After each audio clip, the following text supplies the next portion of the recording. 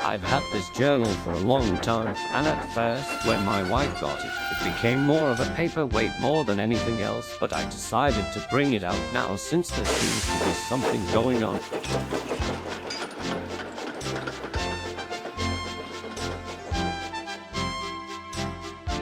Recently, Tuffin signed an agreement for this new nuclear power plant the government is building on the Brendan branch between the docks and Sodor. Of all the places they could have put it, they had to put it near the most beautiful line, in my opinion.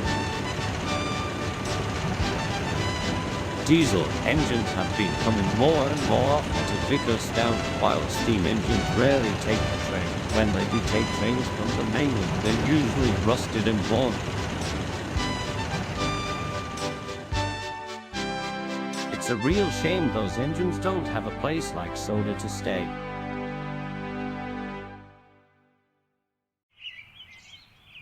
What else? Edward's doing fine, and he's got a similar opinion to me on the power plant. He said it's going to be an eyesore, but he does like the idea of doing more work.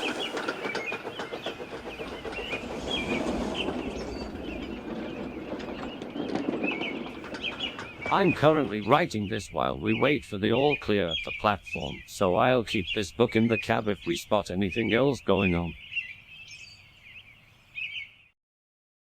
Well, as I said, if there was something weird going on, I'd write about it, and it seems like I was right. While I was talking to Leonard at the docks about how his son's birthday went, we could hear sirens blaring in the distance. Lucky for us, Edward needed to go light engine back to Sudbury to pick up his next train anyways.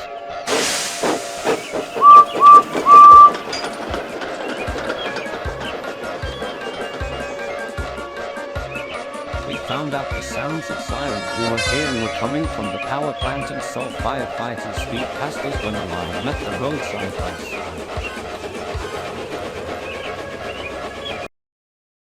When I got home this evening, I turned on the telly and found out that it was a drill, in case there was a containment breach. Gotta say, if they needed to do a drill where they had that many fire trucks, I don't think having that plant's a safe thing to have on this island.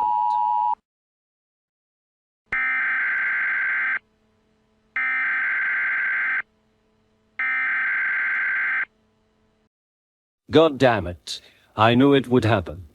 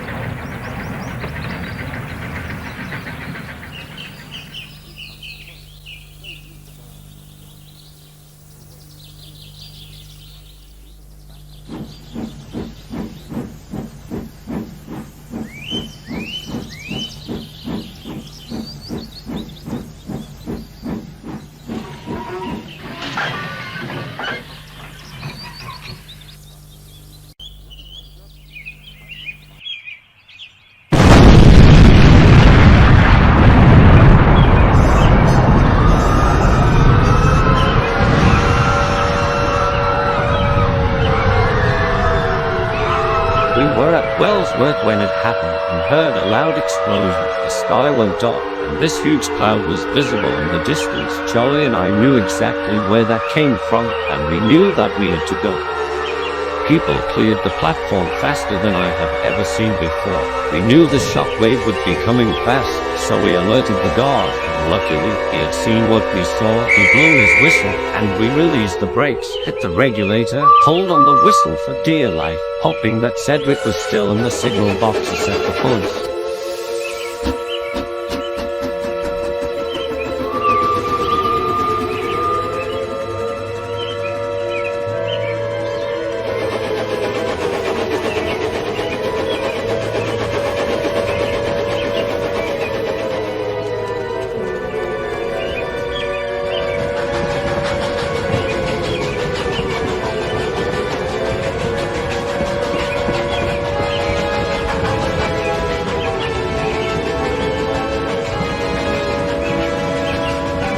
Thank God he was, because without him we would have been killed. We sped down the line at speeds we'd never gone before. We passed Donald, who was heading the opposite way, pulling slow goods. We found out later that he made out alive at the shockwave, but he didn't make it out alive at Brendan.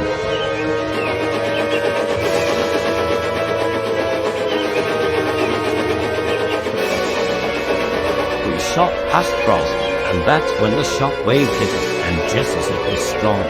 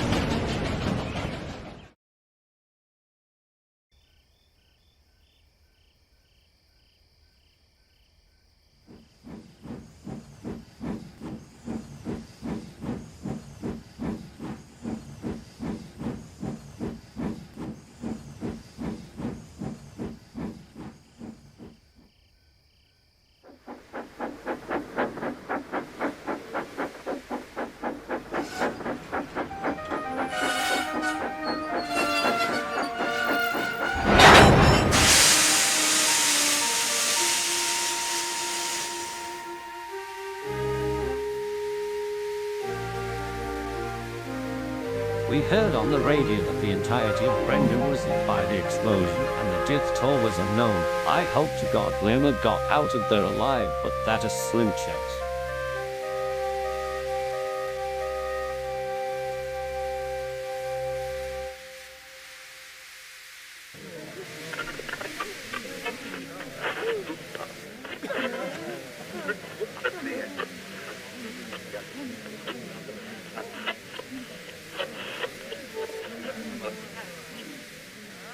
Good evening, I'm Dr. Stuart Bailey. I work for the Atomic Energy Authority. I've worked for the AEE for 10 years, 3 of which I spent at AEE Winfrith near Dorset. I'm joined by my colleagues, Dr. Middleton and Dr. Dalby, both of which are my junior. At about 2:30 this afternoon, that's July 4th, the power station at Lower Brendam suffered a widespread system failure. Of 4 reactors online, only 1 is currently operating. The plant is currently running on backup power, with staff attempting to remedy the problem. The amount of radiation vented, or if radiation has been vented at all, is currently unknown. Teams from the Atomic Energy Authority have been dispatched to Lower Brendam to take radiation readings. We urge the citizens of Western Sodor to stay in their homes until the state of emergency is lifted or an order to evacuate is given. Thank you.